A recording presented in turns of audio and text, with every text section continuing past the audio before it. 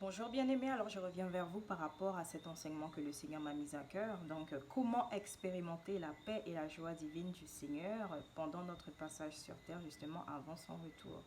Donc, c'est vrai que jusqu'à maintenant, je vous ai donné beaucoup d'avertissements parce qu'il est vrai que le retour du Seigneur est imminent et qu'il faut que nous soyons prêts spirituellement à sa venue. Mais c'est vrai que également, euh, il m'a mis dans le cœur de partager ce que je suis sur le point de partager avec vous pour justement vous encourager en ce sens et à maintenir sa paix et sa joie divine et tout premièrement à y accéder et ainsi en jouir. Voilà. Alors, par ces quelques points, nous allons voir également comment contribuer à cela, comment y parvenir et de façon efficace, de façon effective. Alors, premier point, nous devons pour cela, bien aimé, enlever tout masque. Quand je dis tout masque, c'est-à-dire des choses qui nous dérangent, des choses dont nous serions pas forcément fiers, des choses dont nous aurions peut-être du mal à nous défaire.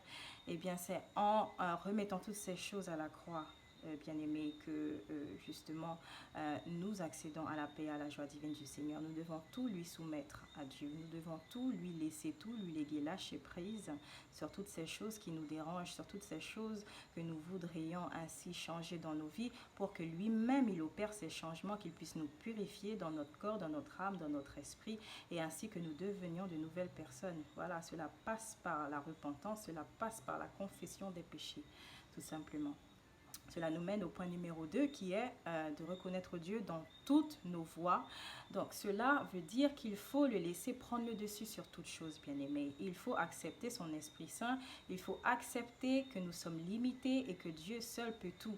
Donc si nous lui léguons toutes choses, nous laissons son Esprit Saint ainsi prendre le dessus sur nos vies, alors nous serons mieux conduits. Alors nous serons capables de prendre les décisions selon sa volonté. Et nous savons que ces décisions ne nous seront que bénéfiques puisque ces décisions viennent de lui, tout simplement.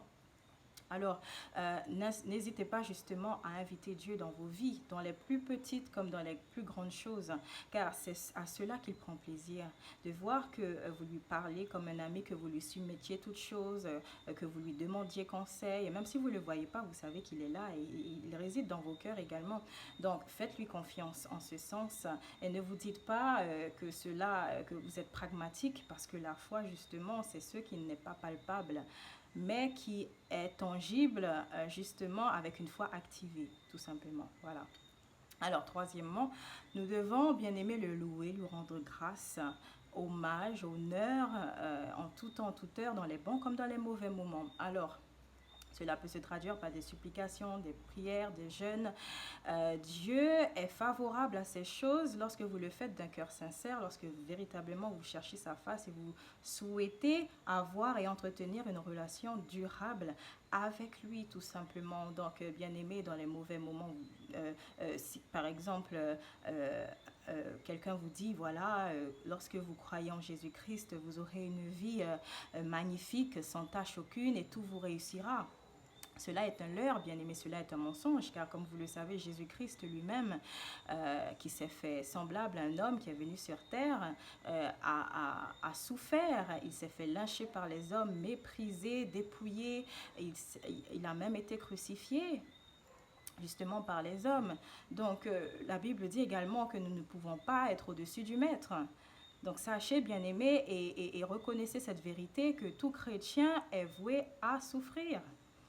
Donc, nous ne connaîtrons peut-être pas le même degré de souffrance ou de tribulation, mais elles sont bel et bien là. Surtout pour les croyants véritables qui prennent leur croix et qui le suivent dans toutes ses voies. Donc, encore bien aimé, soumettez-lui toutes ces choses et ainsi il vous révélera tout ça. Et il fera que vous connaîtrez sa paix, sa joie divine et elle demeurera en vous également en acceptant le fait que votre croyance en lui engendre des tribulations. C'est pourquoi il dit, en nous encourageant, que nous aurons des tribulations dans le monde, mais de prendre courage car il a vaincu le monde. Et la victoire est assurée, bien aimé, puisque lui-même il l'a dit. Alléluia. Alors, point numéro 4. Comment expérimenter la paix et la joie divine du Seigneur? Tout simplement par la discipline. Donc, qui dit discipline dit changer de nourriture. Quand je parle de nourriture spirituelle. Donc, si par exemple, bien aimé, vous aviez pour habitude de vous nourrir de choses de ce monde, comme par exemple les feuilletons télévisés, les jeux vidéo ou Facebook, où vous alliez par exemple voir les pages d'un tel ou écouter les derniers cancans, etc., vous savez que vous devez changer tout ça parce que tout cela n'est pas de Dieu et cela ne lui plaît pas. Donc, si vous savez que vous aurez du mal à faire face à cela, vous demandez à Dieu de vous aider en ce sens, justement. Dieu est là pour toutes choses, dans les plus petites comme dans les plus grandes. Donc, vous lui soumettez tout cela, vous demandez à Dieu de vous aider à changer et il le fera, tout simplement. Alors, par cette nourriture spirituelle, donc vous devez écouter des louanges, vous devez justement écouter la Bible. Vous savez, avec la nouvelle technologie, il y a bon nombre d'outils en ce sens. Vous avez des applications, vous avez des animations en 3D, etc., que vous pouvez avoir justement qui retracent le parcours et le ministère de Jésus-Christ pendant qu'il était sur terre. Voilà, vous pouvez écouter des enseignements bibliques sur YouTube et autres réseaux sociaux, par exemple, mais pour cela vous devez avoir le discernement de Dieu pour ne pas écouter les mauvais enseignements, justement enseignements d'hommes ou les mauvaises doctrines qui ne sont pas de Christ. Vous pouvez justement, si l'Esprit Saint vous met dans le cœur d'aller dans une église qui enseigne les doctrines et les enseignements de Christ, une église qui n'est pas corrompue, donc vous pouvez également vous rapprocher de cette église, vous pouvez vous entourer de ces personnes, mais il faut faire très attention, encore une fois, bien aimé, pour ne pas vous égarer et justement ne pas tomber dans le fossé avec ces églises si elles enseignent les mauvaises doctrines, si elles n'enseignent pas la repentance, la sainteté, comment marcher selon l'esprit. Vous savez que ces églises ne sont pas ainsi remplies du Saint-Esprit.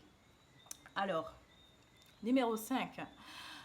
Vous devez tout simplement aimer votre prochain. Donc, comme vous le savez, comme Jésus l'a instauré comme deuxième plus grand commandement, nous devons ainsi, par toutes ces révélations que nous avons par le Saint-Esprit, que je le rappelle, le grand maître, c'est lui le grand enseignant qui enseigne toutes choses, qui révèle toutes choses, hein, comme il est écrit dans le livre de Jean.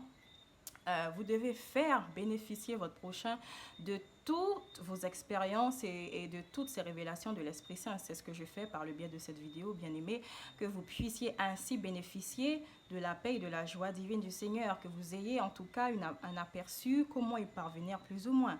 Après, bien entendu, le tout est de prier l'Esprit Saint lui-même qui vous révélera toutes choses.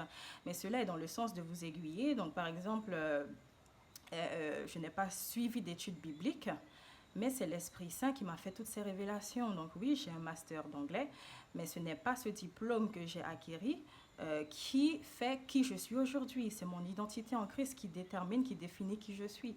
Voilà, donc je rends grâce à Dieu pour cela. Et il faut que vous preniez conscience de cela, tout simplement. Voilà. Alors, numéro 6, nous devons bénir, prier nos ennemis. Alors, bien-aimés, le Seigneur nous le commande. Alors pourquoi il nous le commande?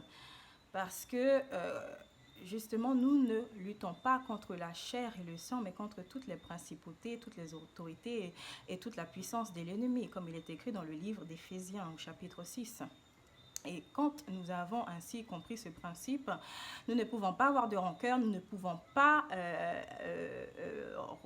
ressentir de la haine pour notre prochain, bien-aimé, parce que il y a d'une part les disciples de Satan, donc qui servent délibérément Satan, et d'autre part, il y en a qui servent Satan sans le savoir, qui sont donc ses esclaves.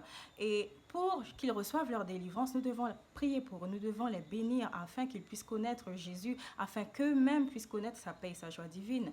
Donc quand nous savons cela, nous sommes éveillés spirituellement et nous sommes conscients de toutes ces choses, nous ne pouvons que ressentir de la compassion pour eux et donc de l'amour pour eux. Et c'est pourquoi Dieu nous enseigne toutes ces choses afin que nous-mêmes, nous ne soyons pas esclaves de l'ennemi en donnant des portes ouvertes à ces démons. Donc voilà. Alors, j'espère, bien aimé, que tous ces points vous auront ainsi éveillé spirituellement. Et je prie que le Seigneur, par son Esprit Saint, vous révèle toutes ces choses et que vous soyez édifiés dans le corps du Christ, tout simplement. Voilà. Que Dieu vous bénisse en Christ et à très bientôt.